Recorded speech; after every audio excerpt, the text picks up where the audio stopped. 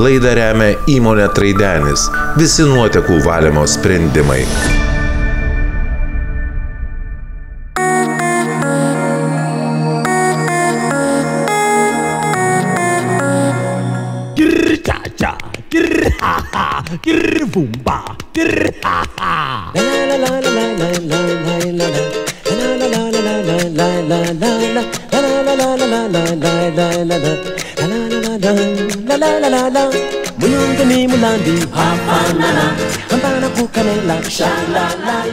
Labas Lietuva, su jumis laida Gyvenu čia. Šiandien mes su kūrybinė grupė atvykome į kaimą, kuriame gyvena vienintelis žmogus, pilietis Eugenijus Skrebė. Mes šiandien Šmotiškio kaime. Išduosime paslaptį, į šią atokią sodybą užsukome neatsitiktinai. Čia mus atvedė pati Donalda, mat sodybos šeimininkas jos geras bičiulis. Ir būtent čia pastaruosius keletą metų vasarojo mūsų laidos vedėja.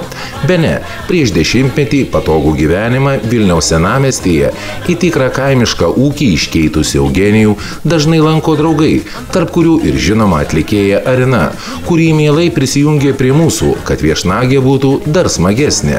Žiūriu, savo vardo gatvę pavadinai čia. Čia draugai pavadino. Labai smagu. Praeito gimtadienio proga. Net nukritau, iš žado netekau. Atvažiuoju iš parodos Molėtuose. Vidurdienį Skrebės gatvė atsirado ir Šmotiškio kaimas. Nu, kad Šmotiškio kaimas buvo, tai žinau, bet kad Skrebės gatvė, tai... Bet tiesa, kad tu esi vienintelis gyventojas Šmotiškyje. Taip. Eugenijaus ūkis lyg Markyzo Karabaso, didelės sodybos teritorija, kieme tebedygstantis nauji pastatai, pulkas naminių paukščių, banda avių, ožkos, tai tik dalis kasdienių šeimininko rūpesčių, o kur dar bitės. Apie jas beje išgirdome pirmiausiai, tad bičių tema savo žvalgytuvės ir pradėsime.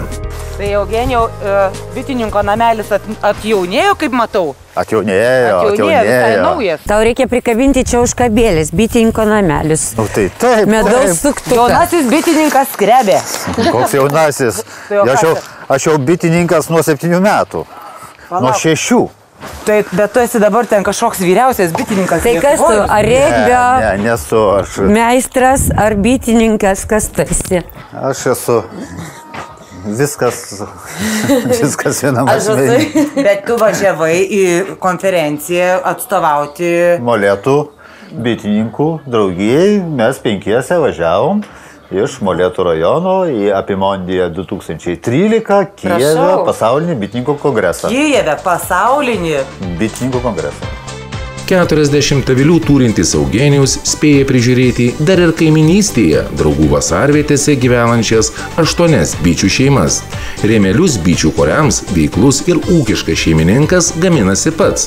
Kasmet jų prireikia apie 1000, maždaug 5% tenka susikalti iš naujo.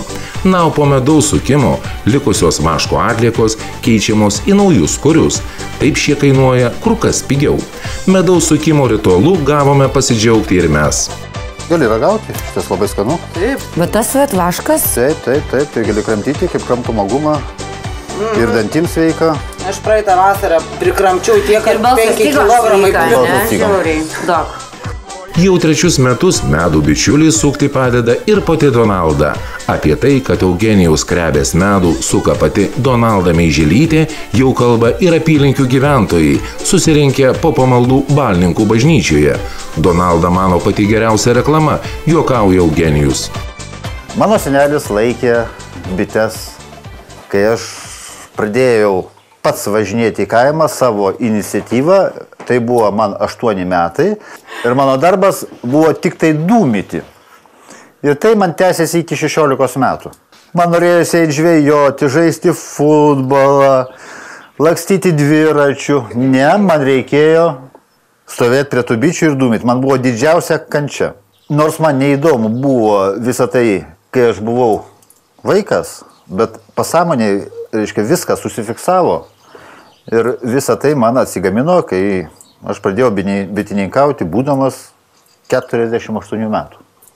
O Eugenijus iš tikrųjų yra mokslų daktaras, kaip tai bebūtų keista. Kokių tu mokslų daktaras esi?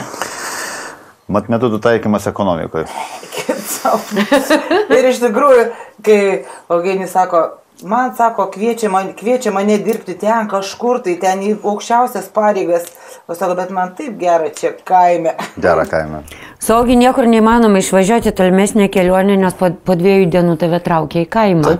Ir tu visiems atsiprašant knisi protą. Tai užkinisi. Visiškai. Mes vieną kartą nuvažiavom į Krymų keliauti su vaikais. Buvo labai karšta. Mes nuvažiavom 10 dienų. Mes pragulėjom pliaže ir lankėm visokias vietovės. Įspūdingas, Augis pragulėjo visas dienas kambarį šešėlyje. Taip, labai karšta man. Ir tokių tylių įkyrių priekaištų žiūrėdavai. Maždaug šiandien linksminasi, o kaime manęs laukia Jo. Koreikai yra labai sunkus tam, kad išcentrinė jėga nesulaužytų pačių korių. Šneki kaip profesionalė. Reikia sukti pagal laikrodžio rodiklį labai iš lėto. Ir va, pafilmuokit, kaip gražiai medus tiška ant senelių. Matosi labai gerai. Kaip jisai tiška. Eugenijau, jeigu gali, parodyk Arinai ir man savo dekoratyvinės vištas ir jų kolekciją. Žinau, kad jūs pamaišytos ten biškernė. Čia tas arbūzais ant galvos? Yra ir tokių. 16 skirtingų rūšių vištos, tarp kurių ir juokingosios patarškos, antys, žąsys, kalakutai. Viso Eugenijaus ūkyje dabar apie 200 suaugusių paukščių. Pernai buvo dar ir būrelis kaukazinių ir auksinių fazanų. Tačiau netyčia išėję į laisvę nuklydo nuo namų ir nebegrįžo. Nuostolių pavasarį pridarė ir iš voljero ištrūkęs jaunas medžioklinis šuo. Vos per 40 minučių smagios medžioklės paguldęs apie 60 po kiemą vaikštinėjusių paukščių. Medžioklį teko padovanoti, o kieme tvarką dabar prižiūri draugiška kalė Lota. Čia lehornai sidabriniai, tik tai šalta. Čia vendotai, čia maranai. Bet šitie vendotai kaip deumantinai, kokie gražus, kokie gražus. Ir viena maranė peri tenai viduje. Bet tie vendotai labai gražus. Čia izabeliniai lehornai. Iš kur pas tave ta meilė tokia vištom? Čia Amsterdamai. Ir ta žąsis irgi iš Amsterdamo. Žąsis įlindo be reikalo. Juokingiausia tai, kad pas Eugenijų tose narvuose dažnai būna sumaišyti paukščiai, pavyzdžiui, kalakutė su gaidžiu. Ne, kalakutė su kalakučiukai čia. Oi, kokio gražu. Kalakutė su kalakučiukai.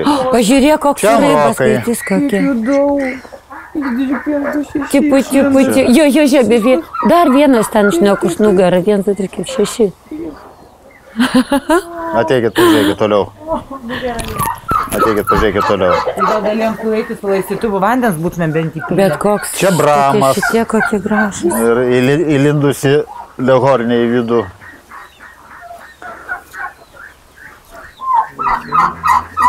Čia baltieji lehornai. Kiaušiniai 3. Gerai. Kiaušinienė. Čia vėl kalakutai suėję.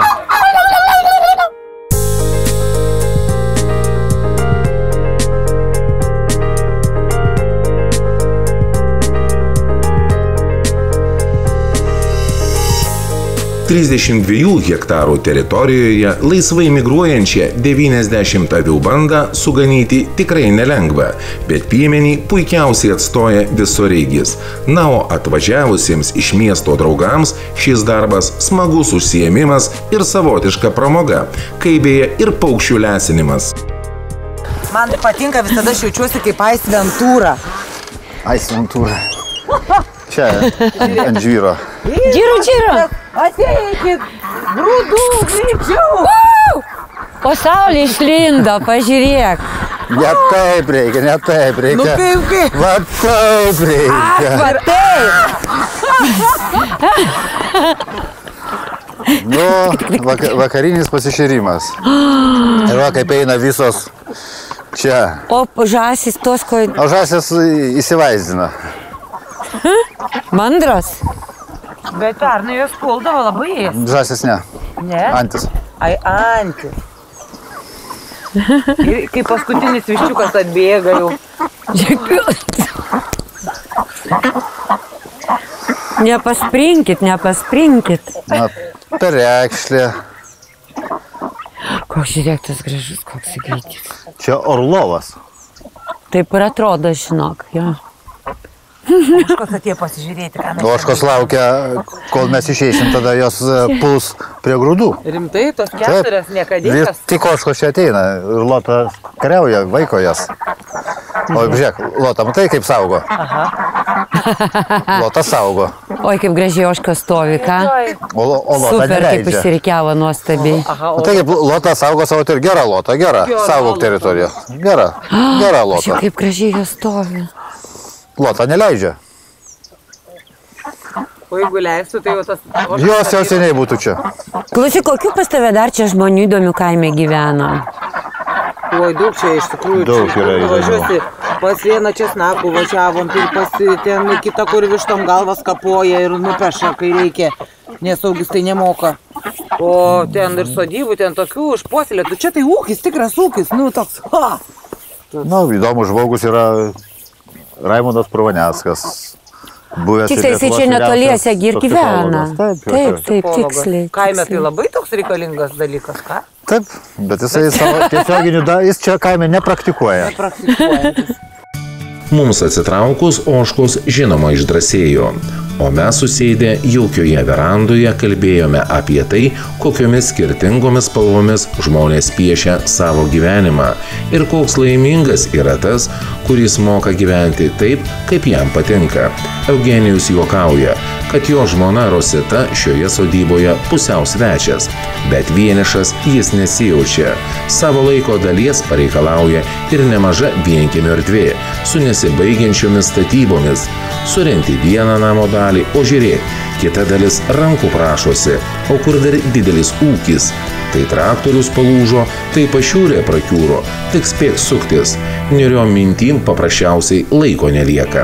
Nemaža būrį avių ir ožkas kartais besiaiškinančius tarpusavio santykius dėl teritorijos su pulku naminių paukščių kruopščiai prižiūri šuo Lota. Tačiau ir jai pačiai šeimininko dėmesio reikia. Lankydamas iš čia pasijunti tarytum dideliame namų parke, kur pats šeimininkas idėjų tikrai nestokoja. Mums svečiuotis buvo jauku ir gera, todėl nenuostabu, kad šią sodybą taip pat pamėgo Eugenijaus draugai ir bičiuliai. Čia ilgai iki sutemų netyla kalbos, kuriom savo kalenimo antrina sodybą puošiantis gandras. Po trumpos reklamos matysite, kas slepia savo sodyboje žinomiausias Lietuvos toksikologas, o taip pat parodysime, kokius turtus atradome Balninkų miestelyje ir jo muziejuje.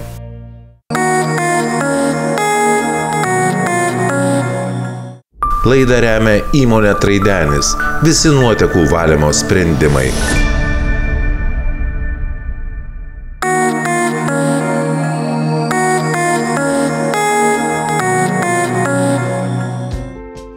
Kol Eugenijaus kieme kūrenasi laužas vakarieniai, vykstame lankyti kaimyninę sodybą ir jo šeimininką, gerai žinomą Lietuvoje toksikologą Raimondą Provanecką. Pas daktarą.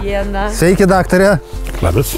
Tai Eugenijus nori pristatyti tavo sodybą kaip pavyzdinę, parodomą ir įrodančią, kad žmogus nusipirkę žemės šabakštynus gali per kažkiek laiko dirbdamas padaryti gražią, nuostabią gyvenamąją aplinką ir oazę tokią.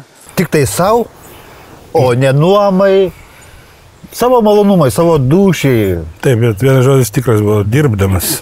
Tik dirbdamas. Nes čia yra ta vieta, kur, kaip sakant, beviltiškai įdėdi pinigus, sveikatą ir laiką. tada gauni rezultatą. Iš pelkyno pasidaro gražus prūdas, pirtelė. Kiek čia iš viso, kaip atsirado pas tave šitas teritorija šita? Mano kolega buvo toks daktaras Jovaiša, amžinatilsį, Linas, toksikologas. Jisai čia irgi turėjo sodybą, tai sužinojo, kad kažkokią babutę pardavinėja sklypą. Tai va čia buvo lūšna ir buvo 2 hektarai žemės. Ir 89 metais aš įsigijau šitą sklypą.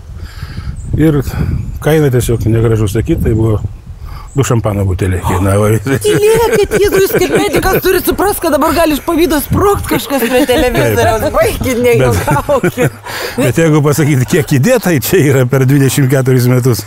Tada būtų visiškai... Ne vienas 10 000 šampano butelių turbūt. Ko gero. Kas prižiūri visą aplinką ir teritoriją? Labai daug augmenijos, daug ir, Kaip nekeista, Patys, tai patys turim ir žmonių gerų, draugų turim, kurie padeda. Ir kaip nekeista, tai mano sfera tai yra vaismedžiai ir gėlės. Aš seniai to užsiminėjau. Riešutynai. O žmonos daržas. Jinai neturi laiko, Seimo narė, tai jinai tik atvažiuoja paravėti. Ir kartais pasižiūrėti, kaip čia atrodo. Bitės prižiūrė. Tiesa, teisingai, čia bitinas. Tai čia kartu su broliu ir bitinas. Jo. Giedrė bitės, mes visą laiką su Giedrė pasikonsultuojam. Aha, o kiaušinių tai pas tave atvažiuoja. Kiaušinių pas mane atvažiuoja. Aš turbūt nesugebėčiau įsigyti tiek ančių, vištų, ožkų ir avių, kiek yra pas Eugenijų ten. Tai va čia skiriasi tas visas, būtų tada jau čia nebūtų tų gėlynų ir tų grožių. Nu tai ko gero to biški ir skiriasi. Tai va. Ko gero taip. Labai graži pirtis. Parodysit gal mums ją? Prašom. Nors geriau prūdas su ružavom lelijom, tai bent atgaiva širdžiai. Ar dažnai susimastote, kiek panašių rojaus kampelių slepia aukšti pakelės medžiai ir ne visuomet patogus kaimiški keliukai? Koks grožis.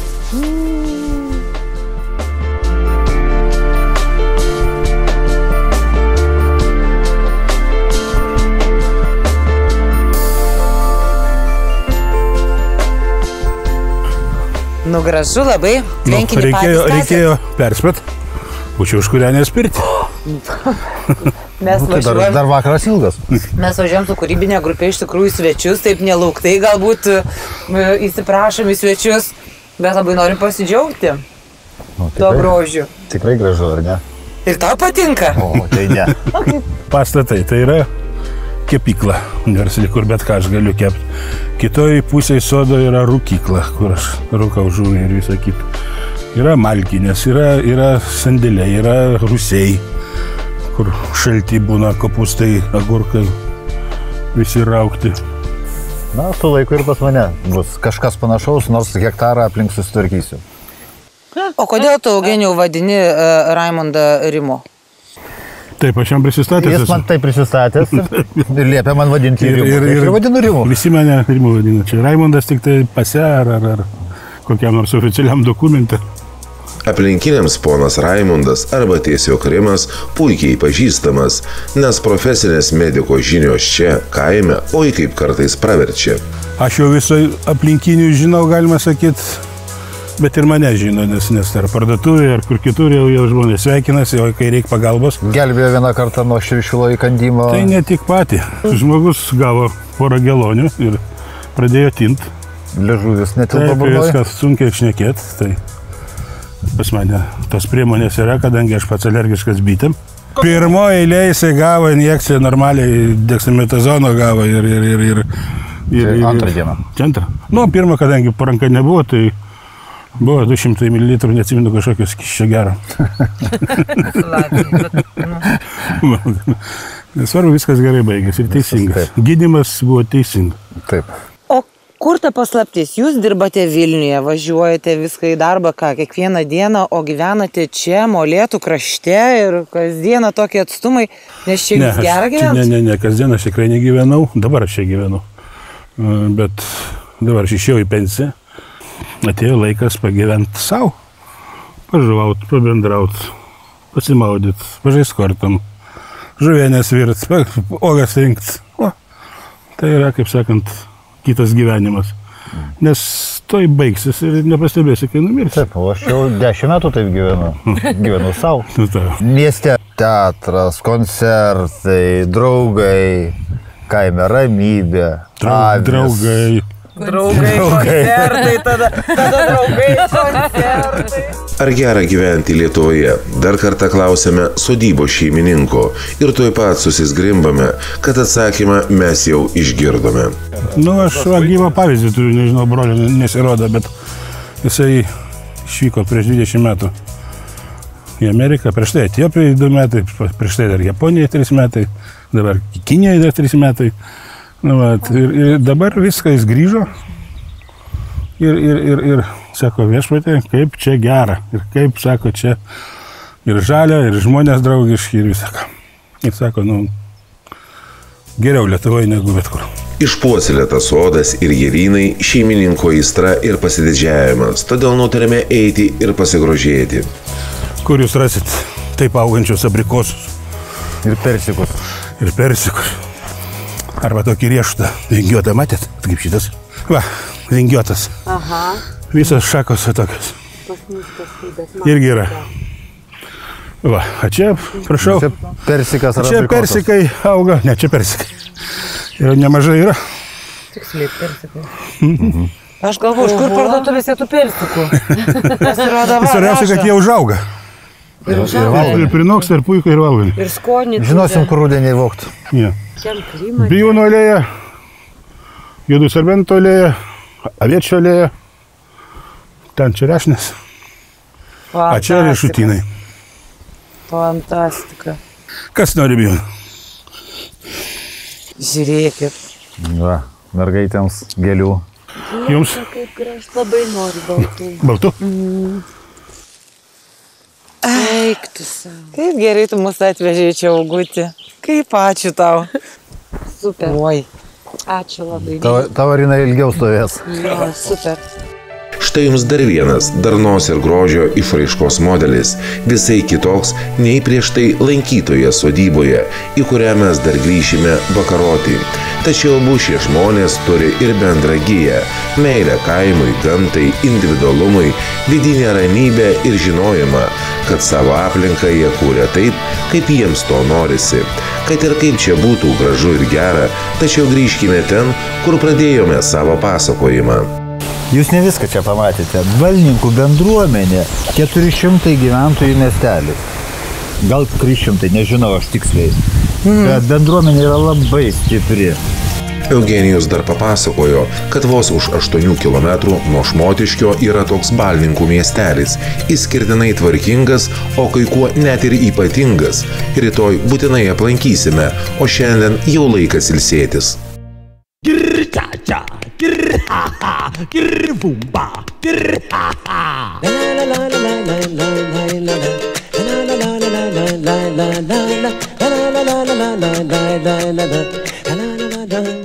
Balninkuose mus pasitiko Molėtų meras, kuriam taip pat rūpi Balninkų miestelio gyvenimas, tačiau apie gyvenimą miestelėje ir bendruomenės reikalus geriausiai žino patys balninkiečiai.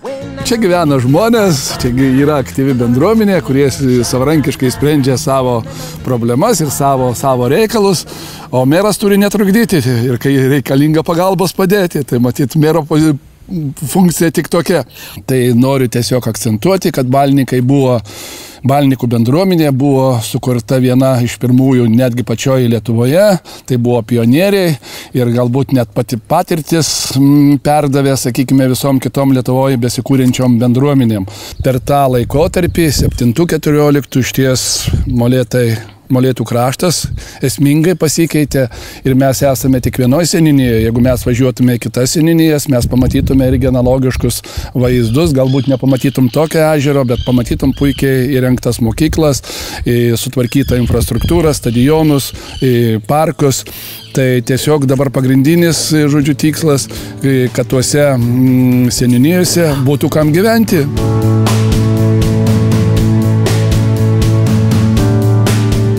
Balninkai – vaizdingas miestelis pačiame rytų Aukštaitijos viduryje, Molėtų rajone prie Anykščių ir Ukmergės rajonų ribos, įsikūręs prie Alaušų ir Peršėno ežerų. Savo vaizdingumu Balninkai nenusileidžia kitiems prie vandenų įsikūrusiems miesteliams.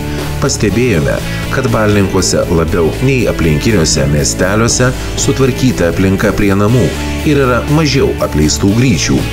Na, kolektyvas, tai ką parodysit man mergaitės, ką Eugenijau turi, kur einam pasikalbėti, kad būtų smagiau? Mūsų miestelis gražus, sutvarkytas, pavyzdinis. Einam dabar į paplūdimį, pasižiūrėsim, kaip susitvarkęs Balninkų miestelis ES lėšom, kokios pasidarė savo ten įrengimus, suoliukus, poilsio zonas. Pas mus miestelis yra ramus, žmonės labai tvarkosi sodybas, bet ne tiek, kad perka nauji sodybas, bet tėvų tvarko sodybas. Daug kas. Naujų įsikūrusių miestelį tai nėra daug žmonių. Daugiausiai vaikai tvarko tėvų namus. Bet tik tai tas, kad jeigu eisim pagrindinę gatvę, tai taip bus į kairę ir dešinę. Čia negyvena, čia negyvena, čia negyvena ir čia negyvena per žiemą. Bet vasarą suvažiuoja daug. Tai jūs kaip turistinė zona? Jo, mes jau tokia kaip turistinė zona, nes šiaip miestelį tai yra apie 340 tik tai žmonių deklaruoja savo gyvenamą vietą, Balnikuose, neseniniai. Ir turim miestelį vieną poilsinę prie pat ežero, bet ten jau privati poilsinė ir paskui jau ta mūsų gražioji pakrantė. Ateičiai žada irgi privatininkas įkurta, irgi turizmo sodyba su vandens pramogom. Negaliu tiksliai pasakyti, bet jie plaukiojimas baidarėmis. Ruošiasi, žodžiu, visas sporto šakos kažkas susijęs su vandeniu. Jie žada jau šiais metais lyg ir primt pirmuosius tuos poilsiautojus. Aišku, jie atsiveš savo inventorių, bet vis tiek tai bus pagyvės miestelio gyventojam. Turim tik tai tokią problemą su maitinimu, kad neturim vietoj nei kokios kavinės. Čia atvažiuoja, jeigu vyksta kokios šventės bendruomenės centro patalpas, mes leidžiam pasinaudotis, ten galim vienu metu 120 žmonių priimta. Tai jūsų bendruomenė, kaip sakoma, ką nors gero veikia? Ar jūs tik tai prie joninių laužų pašokate, alaus išgerėte ir tom baigėsi? Mes tokia lyg turim, vizija mūsų lyg ir bendra, bet dabar jinai lyg tai turi tokią kryptį į kitą pusę, lyg tai sveikatinimas, kadangi miestelį visai toksai kurortinio pobūdžio, tai kažką galvojam tą kryptim. Ir pirmai pradžiai aš pati esu baigus Kauno holistinį sveikatos institutą ir teikiame masažo paslaugas. Tokie yra pažįstami iš Marijampolės, kurių aš idėją irgi pritarčiau, kad ateityje auginti pas mus medicinės dėlės. Elenutė net nesakė, bet bendruomenė nuo savo įsikūrimo yra įvykdžius dabar jau bus virš 50 projektų ir finansuotų projektų. Ir tai nėra kaip pasišokimai tenai ar pasėdėjimas prie laužo. Tai tikrai tokie rimti projektai su rimtais žmonėmis ir menininkais įvairiais. Tai ir bendruomenės iniciatyva yra daug sutvarkyta tokių kampelių. Ir stotelė Balnikuose sutvarkyta bendruomenės iniciatyva jau čia prieš gal 10 kokių metų. Gėlynus moteris sodino įvairiuose kampuose. Taip tvarkė, gražino savo miestelį. Ir mes matome paplūdimį čia, kur jeigu žiūrint miestelio bendrąjį planą, tai mes einam valstybinė, neprivatizuota žemė. Taip, ir dabar jeigu paimsim, tai čia visa ta teritorija, ten, kur irgi dar sodinamos pušaitės ir eglaitės. Ir ten dar eina toliau mokyklos sodas, ten yra pakilama į stadioną mokyklos. Tai čia tokia visa, galima sakyti, virš 3 jau dabar hektarų susidaro tokio kaip paplūdimio, kaip poilsio zona. To paplūdimio reikėjo visiems ir miestelio bendruomeniai, ir mokyklai irgi sutvarkytas priėjimas prie mokyklos to stadiono. Ir jos reikėjo visiems. Tai ir čia mums dėkingas tas paplūdimis tuo, kad galima labai giliai brist. Čia gal kokius 100 metrų brendi ir atsivosta brist. Turim savo gulbės. Mažais vaikais, tai labai jau nepaprastai saugu. Turim pastovės. Taip, Tai tikrai gelbėtojai beveik nereikalingi, nes kol susivoks mama, kurios vaikas, jinai tikrai Tai čia va, aš, pavyzdžiui, Liepos mėnesį, kai prasideda jau sezonas, tai šiaip nebūna kur atsigulti. Per šeštadienį, sekmadienį jau nuo penktadienio prasideda. Tai tikrai būna kaip Palangoj, nieko nesigiriant, bet tikrai nėra kur atsigulti. Ir tada dar mūsų yra tokia svajonė toliau pratęsti šitą projektą, toliau pratęsti taką, nes ten toliau jau yra kapai, kapinės, pratęsti toliau taką lygi kapinių, nes ir dabar jau žmonės eina tuo takeliu į kapinės. Be Laušų ežero pliažo, kultūros namų ir kelių parduotuvių Balninkose yra dar viena įžymybė. Pirmasis Lietuvoje, o gal ir vienintelis, stiklo muziejus su paveikslų galerija. Pradininkas šito muziejaus yra Vladas Miškinis, buvęs mūsų mokyklos dailės mokytojas, mano dėdė, ir jisai laisvalaikiu daug tapė. Ir 150 tapybos darbų padovanojo Balnikam. Dėkinga buvusiam Molėtų merui Valentinui Stundžiui, kurio dėka šitos nenaudojamos patalpos buvo rekonstruotos, pritaikytos muziejui ir mes įsikūrėm čia jau dabar 4 metai. Vasarą atvažiuoja ekskursijos ir geografija tikrai labai plati, ir užsieniečių pabuvoja, bet ką tik nesenai buvo iš Maskvos ekskursija, ir Vilniaus, ir mokyklos mokinių. Vyksta edukacinės programos, aš pati vedu būtent kiaušinių dažymo vašku ir dirbinėlius iš šiaudų. Yra 9 stiklo dailininkai, kurie padovanojo savo autorinius darbus muziejui. Tai nėra labai tų senųjų, tokių labai senų dirbinių, bet yra garsių tokių stiklininkų. Kiti eksponatai yra ten 40 metų ir daugiau senumo, ir 50, ir jie yra tiesiog laikomi muziejui tam, kad gal po 50 metų mes turėtumėm supratimo, kągi tuo metu gamina Lietuvoje. Jeigu buityme stiklas sudūžtas, sulaužom ir ten panašiai, o čia išliks turbūt. Tai yra patefonas ir jiem jau reikia tokių senoviškų būtent adatėlių. Čia yra mano muzikinis centras, kuriam nereikia jokios energijos, nei elementų įdėti, tik tai reikia pasukti gerai ir jisai veikiantis. Turiu plokštelių rinkinį, apie 30 plokštelių, ir kuriuose įrašyta opera Traviata.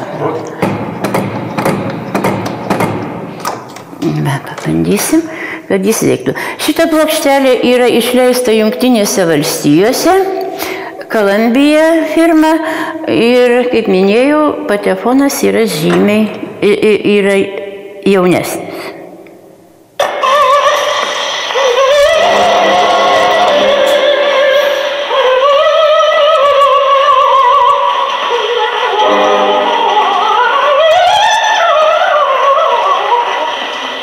Balnikiečiai yra ypatingi žmonės.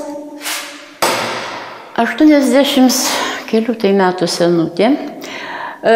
Viliminė, kaip pas mus vadina Galiutė, jinai išmezgė iš vašelių visą Lietuvos himną. Šitie dirbiniai yra pagaminti pūtimo būdu. Čia yra forma, lazdutė putėjo stiklo, medinė forma, kuri tarnauja 200 gaminių. O paskui išdegusi, jinai buvusi gamyboj, ir šitą lazdutė. Kada kvarcinis smėlis, soda, kiti elementai sudedama į krosnį ir kaitinama beveik iki 1500 laipsnių temperatūros. Ir iš smėlio pasidaro tokia klampi masė ir tada pučiama. O dabar jums klausimėlis. Kokiamgi tikslui buvo naudojamas šitas indas? Prašom, atsakykit. Kam buvo skiriamas šis indas, atsakysime po trumpos pertraukėlės.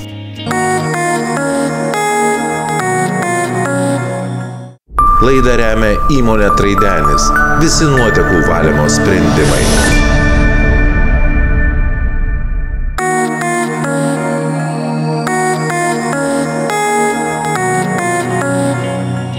Balninkuose yra įžymybė. Pirmasis Lietuvoje, o gal ir vienintelis stiklo muziejus. Kam buvo skiriamas šis indas? Tai galiu padėti. Va čia pripilama išrūgų arba vandens, padedama ką nors saldaus, pastatoma ten, kur yra musyčių. Ir visos musytės ateina čia, atskrenda, paskraido ir nutūpė, kur draugės jau sutūpė. Ir daugiau nebepakyla. Ekologiška, švaru, nereikia tų visų juostelių ir ten visko. Tada išpilam, išplaunam ir vėl pastatom. Tai yra musgaudis. Čia vieną kartą buvo prancūzai, filmavo, tai jie atsistebėti negalėjo, kad gali būti toks paprastas įrenginys. Prieš karą gamindavo, dėja dabar pamiršo. Gal mūsų mažai yra. Stiklas ir viduj lakus skystis, turbūt eteris, kuris labai greitai garuoja. Ir jeigu čia padėsim vandenuką, atšąla greitai, kondensuojasi ir jeigu saulutė šviečia, jis visą dieną gali vandenį gerti. Lietuviai labai vaišingi ir kada nori svečius ne tik pavaišinti, bet ir nuvaišinti. Taip, pripila kokio tai gėrimo, svečiui paduoda, svečias sako, dėkui, aš negersiu ir bando pastatyti, bet dėja jo neįmanoma pastatyti. O va šitą taurė, tai yra, irgi ten maskviečiai buvo, čia negalėjo atsistebėti, čia aš pati pavadinau tinginio taurė. Jeigu jau labai jau mes čia prie kompiuterio arba prie televizoriaus sėdim ir tikrai jau labai tingim, kad nereikėtų kilnot taurės, prisipilam sulčių ir nereikia ir geria. Kaip galvojat, kamgi tokia ranka yra reikalinga? Vaikai šaukia, nugarai pasikasyti, kamgi gali būti ranka, gali būti reikalinga. Ir va dabar žymiausio bene stiklininko, tai Kriuko, gyvenančio Panevėžy, Skarpijonas. Mūsų buvęs prezidentas Valdas Adamkus mums padovanojo šitą krištolinį kubą su prezidentinė vėliava ir autografu. Tai buvo jo dovana muziejaus atidarymo proga. Jis čia pabuvoja porą kartų. Pieniškas stiklas, įvairi puošyba ir vazelės. Mėlynasis stiklas. Mėlynasis stiklas, kada išlydyta stiklo masė, pridedam kobalto ir gaunam labai gražią mėlyną spalvą. Ir raudoną spalvą, kad išgautumėm, dedam selenam. Čia va skystas stiklas. O va čia va yra neperšaunamas stiklas, jeigu jisai šaudyta ir tenai jau neperšauta. Čia yra įvairių laikotarpių buteliai, bet jie visi pagaminti Kaune Aleksoto stiklo fabrike. Toliau, atvažiavo ekskursija mokinukų ir aš klausiu, sakau, trečiokai, sakau, kas žino, ką pildavo į tokius butelius? Aišku, niekas nežino. Vienas berniukas sako, aš žinau. Tai sakau, ką, pieną? Aš iš kur tu žinai? Taigi per televizorių rodė tokį multiką ir iš tokio butelio pieną pylė. Tai matot, kaip greitai viskas virsta istorija. Ir labai gražiai atsiliepė rusų mokslininkas Lomonosovas apie stiklą. Lenkiuosi tau ir šlovinu sujaudintų balsu. Ne auksu, deimantų žaviuosi, o paprastu stiklu.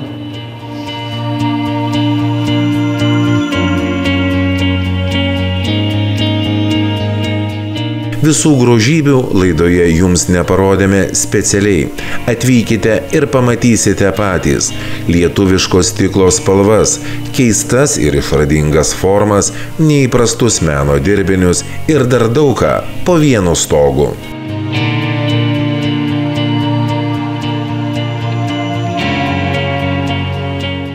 Balninkai ne paskutinė mūsų stotelė šiuose apylinkėse. Molėtų meras pakvietė kūrybinę grupę pasižvalgyti plačiau po šį ežerų kraštą. Todėl kitoje laidoje tikra lietuviška žuvienė, gurmano stalo verti sūriai, pavyzdinis nedidelio miestelio ūkis, įspūdinga viešnagė safarija ir dar daugiau atradimų svetingame Molėtų krašte.